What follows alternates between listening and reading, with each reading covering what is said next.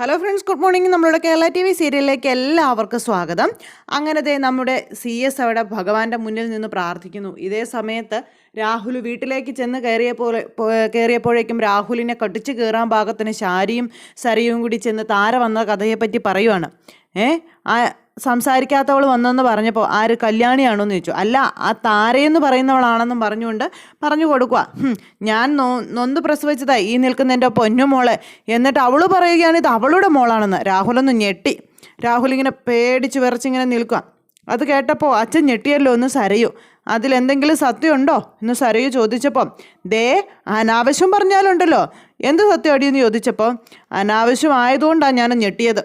അവൾ വന്നിട്ട് എന്താ പറഞ്ഞതെന്ന് രാഹുൽ ചോദിച്ചപ്പം അവൾക്ക് കൂടുതലൊന്നും പറയാൻ പറ്റത്തില്ലല്ലോ, ഇവളെ കൂടുതൽ അങ്ങ് സ്നേഹിച്ചു. മനു മോളിൽ നിന്ന് ഇതൊക്കെ ഒളിച്ചു നിന്ന് കേൾക്കുക. നമ്മുടെ മോൾ അവളുടെ മോളാണെന്നുള്ള രീതിയിലൊക്കെ സംസാരിച്ചു എന്നും പറഞ്ഞു. ഞങ്ങൾ അടിയും കൊടുത്ത് പിടിച്ചു തള്ളിയാണ് വിട്ടത്. പിന്നെ അയലത്തുള്ള ദുഷ്ടക്കൂട്ടങ്ങൾ അതൊക്കെ കണ്ടായിരുന്നു എന്ന് പറയുമ്പോൾ ഇനി വരുമ്പോഴും അവളോടൊന്ന് സംസാരിക്കാൻ നിൽക്കണ്ടെന്ന് പറഞ്ഞു രാഹുൽ. എൻ്റെ മോൾ അവളുടെ മോളല്ല എന്ന് എനിക്കറിയാം. പക്ഷേ അവൾക്ക് വയറ്റിലൊരു കുഞ്ഞുണ്ടായിരുന്നപ്പോഴാണല്ലോ ചന്ദ്രസേനും രൂപയും തമ്മിൽ തെറ്റിയത്. ഇനി അവളുടെ വയറ്റിൽ ഉണർന്ന കുഞ്ഞിൻ്റെ അച്ഛൻ നിങ്ങളായിരുന്നോ എന്ന് ശാരി ചോദിച്ചപ്പോൾ ഇങ്ങനെ മനു കുറുക്കനെ പോലെ നോക്കിയിരിക്കുന്നു. അല്ല, ആ കുഞ്ഞ് എവിടെയെങ്കിലും വളരുന്നുണ്ടോ എന്നൊക്കെ ചോദിച്ചപ്പം മോളെ ഇവളെന്തൊക്കെയാണ് പറയുന്നതെന്ന് ചോദിച്ചു രാഹുൽ. അപ്പം അമ്മ പറയുന്നതിലും കാര്യമുണ്ട് അച്ഛാ. അവൾ പ്രസവിച്ചത് അച്ഛൻ്റെ മോളായതുകൊണ്ട് അവൾ എന്നെ തേടി വന്നത്, ഞാൻ മോളാണെന്ന് പറഞ്ഞുകൊണ്ട് വന്നതെന്നൊക്കെ രാഹുലിനോട് പറയാം മകള്. നിങ്ങൾ അബദ്ധം വല്ലതും കാണിച്ചിട്ടാണ് രൂപയും സേനയും തമ്മിൽ തെറ്റിച്ചതെന്നൊക്കെ ശാരി ചോദിച്ചപ്പം ഇനിയിപ്പോൾ അങ്ങനെയാണെങ്കിൽ തന്നെ വർഷം ഇത്രയൊക്കെ ആയില്ലേ, ഇനി അതിൻ്റെ പേരിൽ ബന്ധം പിരിയാനൊന്നും എനിക്ക് താല്പര്യമില്ല എന്ന് ശാരി പറയുക. അതുകൊണ്ട് എനിക്കൊരു പ്രയോജനവും ഇല്ലെന്ന് എനിക്കറിയാവുന്നും പറഞ്ഞു. അവളുടെ കുഞ്ഞ് എവിടെയെങ്കിലും ഉണ്ടെങ്കിലേ അത് അവർക്കങ്ങ് കാണിച്ചു കൊടുത്തേക്ക്, അല്ലെങ്കിൽ ഇനിയും വരും എൻ്റെ മോള് അവളുടെ മോളാണെന്നും പറഞ്ഞുകൊണ്ട് ശാരി. രാഹുലാണെ മൊത്തത്തിൽ കൈവിട്ട് നിൽക്കുക. രാഹുൽ ഇങ്ങനെ ഭയങ്കരമായിട്ട് ദേഷ്യപ്പെട്ട് ഇങ്ങനെ നിൽക്കുന്നു. അപ്പോൾ അച്ഛൻ എന്തൊക്കെയോ തെറ്റ് ചെയ്തിട്ടുണ്ട്, അതുകൊണ്ട് അച്ഛൻ ഇങ്ങനെ ഭയന്ന് വരച്ച് നിൽക്കുന്നതെന്ന് സരിയു പറഞ്ഞപ്പം ആരെങ്കിലും എന്തെങ്കിലും ആരോപണങ്ങളും കൊണ്ട് വരുമ്പോൾ നിങ്ങളിങ്ങനെ എൻ്റെ കൂടെ നിൽക്കാതെ ഇരിക്കരുത്, നിങ്ങൾ എന്നെ ഇങ്ങനെ കുറ്റപ്പെടുത്തരുതെന്നും പറഞ്ഞു. അപ്പോൾ ഞാൻ രൂപയെയും CS-നെയും തമ്മിൽ അകറ്റാനായിട്ട് പല കാര്യങ്ങളും ചെയ്തിട്ടുണ്ട്, അതെല്ലാം നിങ്ങൾക്കറിയുകയും ചെയ്യാം. പിന്നെ അതെല്ലാം അറിഞ്ഞു വെച്ചുകൊണ്ട് നിങ്ങൾ എന്നോട് ഈ രീതിയിൽ പെരുമാറരുതെന്ന് പറഞ്ഞു രാഹുൽ. എൻ്റെ പൊന്ന് രാഹുലേട്ട, ഒരു രക്ഷയില്ല, നമ്മുടെ ജീവിതം കൈവിട്ട് പോയിക്കൊണ്ടിരിക്കുകയാണെന്ന് പറഞ്ഞപ്പം നമ്മളിനി എങ്ങനെ മുന്നോട്ട് ജീവിക്കുമെന്ന് ചോദിച്ചപ്പം നമ്മുടെ ജീവിതം സേഫാക്കാൻ വേണ്ടിയുള്ള വഴികളൊക്കെ ഞാൻ നോക്കുന്നുണ്ട്. അതിനുവേണ്ടി ഏതെങ്കിലും വാടക ഗുണ്ടയോ വാടക കൊലയാളിയോ വരുത്താൻ ഞാൻ ശ്രമിക്കുന്നുണ്ടെന്നുള്ള കാര്യം പറയാം. അന്വേഷണമൊക്കെ തുടരുക. എന്തായാലും അയലത്ത് വീട്ടിൽ പോയി പറഞ്ഞു കഴിഞ്ഞു കാണും ഞാൻ അവളുടെ മോളാണെന്ന്. മക്കളുടെ മുന്നിലും രൂപയുടെ മുന്നിലും സേനന് നല്ലവനാകണമല്ലോ, അതിനുവേണ്ടി അവളെ വേഷം കെട്ടി ചിറക്കിയതാണെന്നൊക്കെ പറഞ്ഞപ്പോൾ ഇനി അങ്ങനെയൊന്നല്ലേ, ഇനി താരയെന്ന് പറയുന്നവളുടെ മോളായിരിക്കുമോ എൻ്റെ ഭാര്യ? അത്രയ്ക്ക് കള്ളനാ ഈ ബഗാസുരൻ എന്ന് മനു അവിടെ നിന്ന് മനസ്സിൽ ചിന്തിക്കുന്നു. ഇതെല്ലാം കഴിഞ്ഞതിന് ശേഷം പിന്നീട് നമ്മുടെ കിരൺ കല്യാണിയോട് പറയുവാണ്, ഇതുകൊണ്ടൊക്കെയാണ് കല്യാണി താരാൻ്റെ ഒന്നും അറിയരുതെന്ന് ഞാൻ വാശി പിടിച്ചതെന്നുള്ള കാര്യം. പിന്നെ ഇപ്പം നീ കണ്ടില്ലേ സ്വന്തം മോളെ കാണാൻ വേണ്ടിയിട്ട് ആൻറ്റി ചെന്നപ്പോഴുള്ള ആ ഒരവസ്ഥ, അമ്മയും മോളും കൂടി തല്ലുകൂടിച്ചില്ലേ.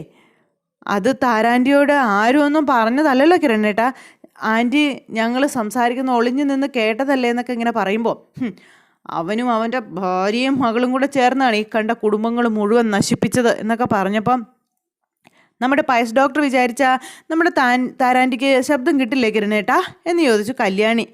അതേപ്പറ്റി അച്ഛനോടൊന്ന് പറയണം എന്ന് കിരണും പറഞ്ഞു. അതുപോലെ തന്നെ ഇപ്പം നടന്ന സംഭവങ്ങളും അച്ഛനെ അറിയിക്കണമെന്നുള്ള കാര്യവും പറഞ്ഞു.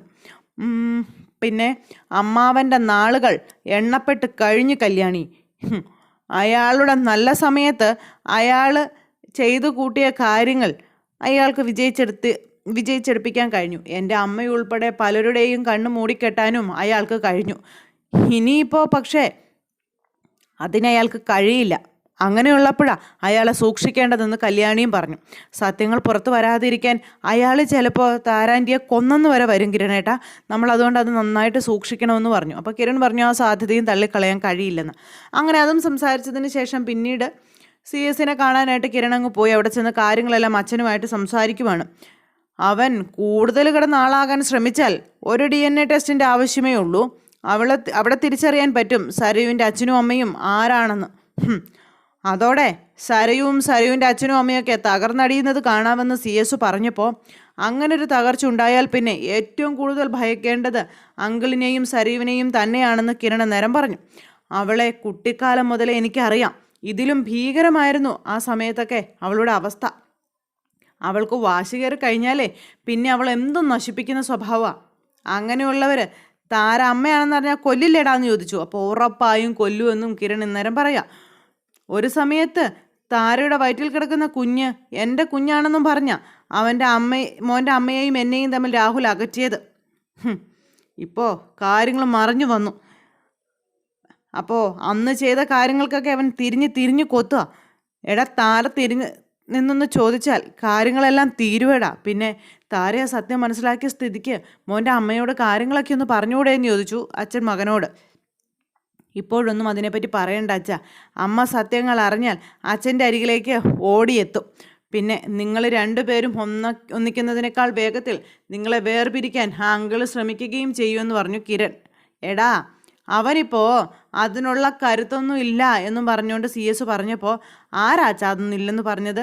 എല്ലാം നഷ്ടപ്പെടുന്നവർ അവൻ്റെ ജീവൻ പോയാലും ശരി മറ്റുള്ളവരെ ഇല്ലാതാക്കാനേ ശ്രമിക്കൂ.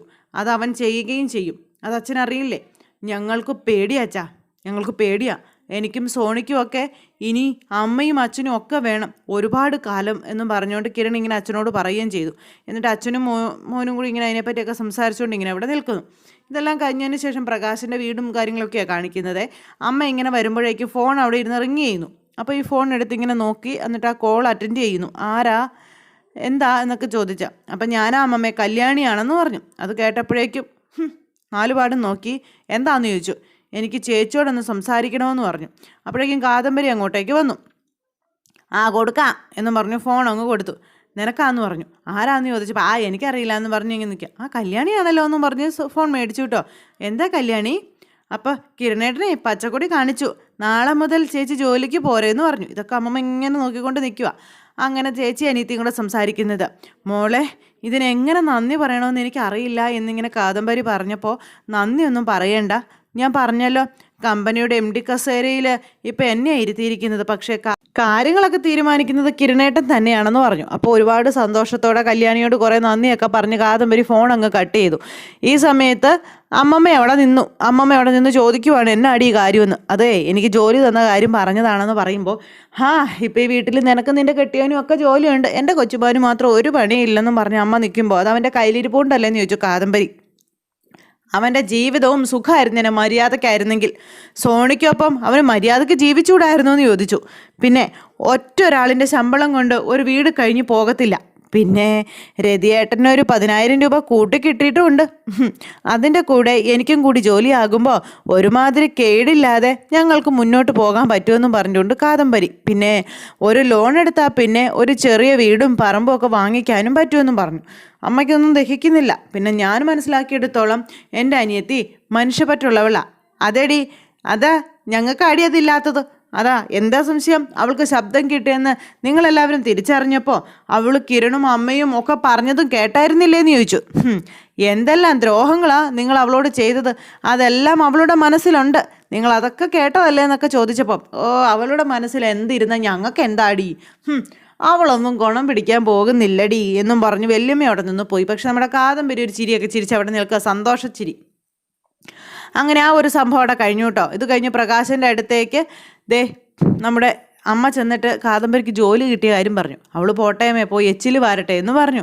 എടാ എന്ത് എച്ചിൽ കോരെന്ന് പറഞ്ഞാലും അവൾക്കൊരു 10,000-15,000 രൂപ കിട്ടത്തില്ലയോടാ? അത് വീട്ടിലിരുന്നാൽ കിട്ടുവോടാ?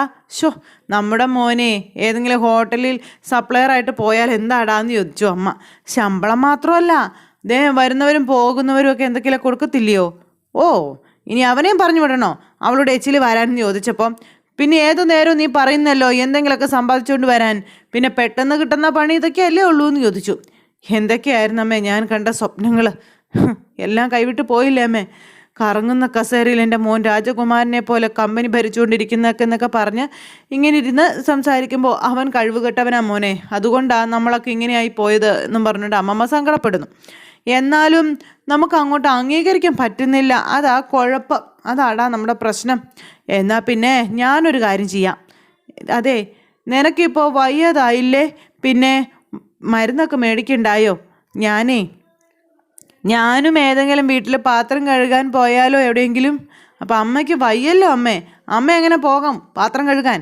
മക്കളും കൊച്ചുമക്കളും ഒക്കെ നേരെ ചുവേ പോയില്ലെങ്കിൽ നമ്മൾ മടി പിടിച്ചാണെങ്കിലും വീട്ടുജോലി ചെയ്തേ പറ്റത്തുള്ളൂ പ്രകാശ. ഓ, എന്തായാലും അമ്മ അത് വേണോ എന്ന് ചോദിച്ചു പ്രകാശൻ.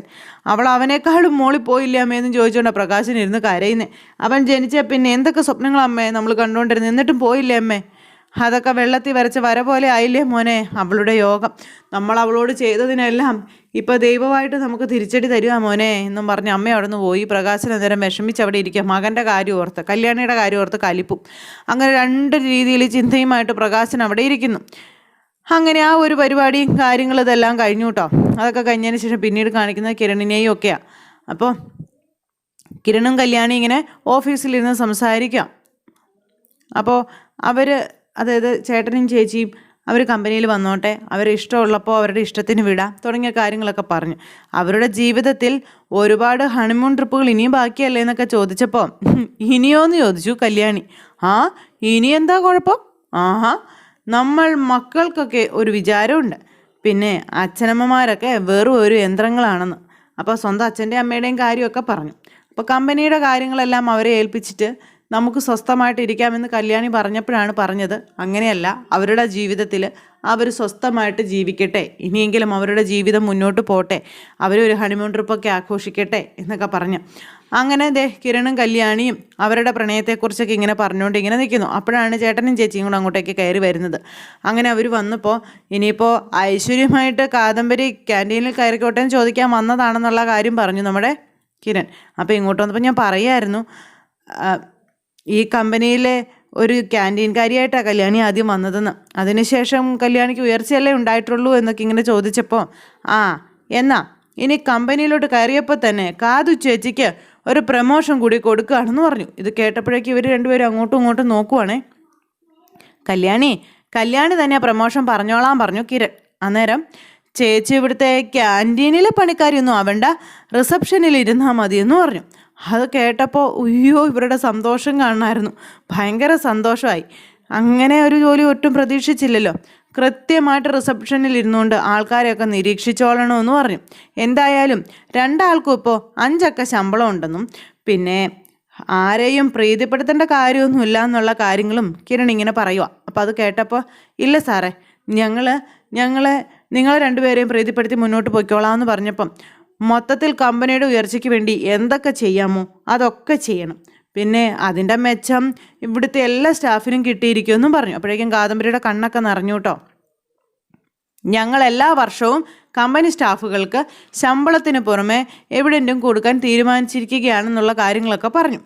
പിന്നെ എന്ന് വെച്ചാലേ കമ്പനിക്ക് എത്ര ലാഭമുണ്ടാകുന്നോ അതിൻ്റെ ഒരു ലാഭവിഹിതം എല്ലാവർക്കും വീതിച്ച് നൽകുമെന്നും പറഞ്ഞു. ഇതൊക്കെ കേട്ടപ്പോഴേക്കും ഇവർ കൈകൂപ്പി തൊഴുതിങ്ങനെ നിൽക്കുവാണ് കിരണിൻ്റെയും കല്യാണിയുടെയും മുന്നിൽ.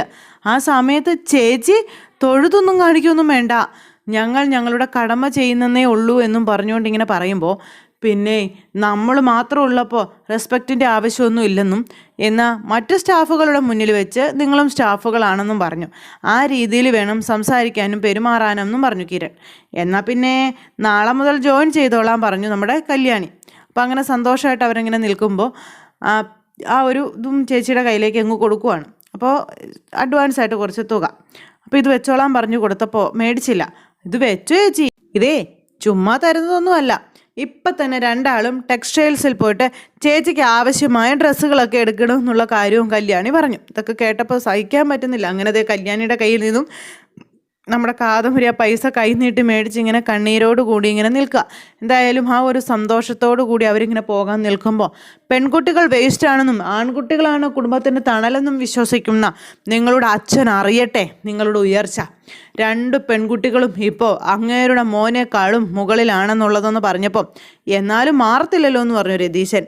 എന്നാൽ നാളെ രാവിലെ തന്നെ ഞാൻ എത്താൻ മോളെ എന്നും പറഞ്ഞു കാദംബരി. അങ്ങനെ അവർ 2 പേരും കൂടി ഡ്രസ്സ് ഒക്കെ വാങ്ങിക്കാനായിട്ട് അങ്ങ് പോകണം. അങ്ങനെ അവർ പോയി കഴിഞ്ഞപ്പോൾ ഒരു ആത്മസംതൃപ്തിയോടെ ഇവരിങ്ങനെ അവിടെ ഇരിക്കുന്നു. അപ്പോൾ അങ്ങനെ ഒരു സിറ്റുവേഷൻ കാണിച്ച് ഇന്നത്തെ കഥ അവസാനിച്ചു. അങ്ങനെ പുതുപുത്തൻ വിശേഷങ്ങളുമായി നമുക്ക് കാണാം. എല്ലാവർക്കും നന്ദി.